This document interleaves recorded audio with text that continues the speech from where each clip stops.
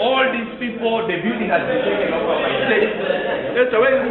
Aba UPC abali mu buyinza nga bakulemberwa Jimmy Akena bagamba nti bawulidde nti abalabirira Uganda House aba Milton Obote Foundation babadde bategese okuggala ekizimbe ekyo kye kibajje gye babadde ne basalawo okulwanirira ekizimbe kye bagamba nti kyabwe.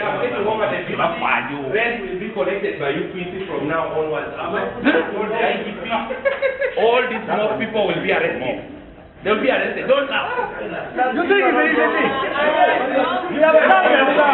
Aba Milton Obote Foundation batiira ddala omukulembeze mu UPC alina omuzinzi alina ekigendererwa ekyokutwala mu UPC mu maaso ne bw'ataali badde Jimmy Akena. Whatever he does, it has no legitimacy within UPC constitutional processes, within the UPC political authoritative structures, in the minds of our people. Look at what has happened.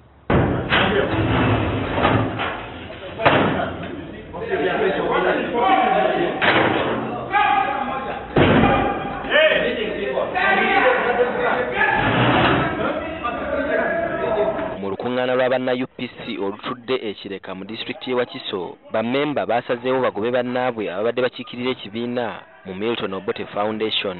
Kuliko mukulu Mike Apiriga, kuliko mwami pulezidenti Professor Kakonge ne bakulemberwa mwami Walubiri ye chairman omutwe omukulu. The people who are populating the meetings he's calling are not legitimate UPC delegates.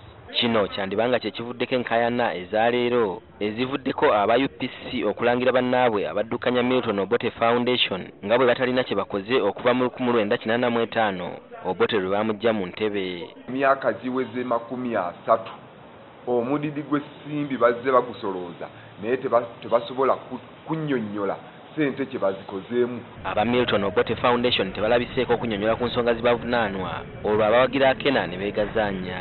Tuli wano nga tukuuma ddembe y'abantu bonna nga poliisi teri muntu ajja kukkirizibwa ayingira ono nga aleeta kabulo.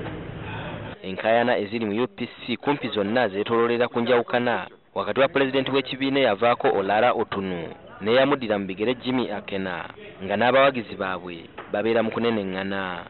Ernest Wisdom Kiyonga, NTV ku ssaawa emu.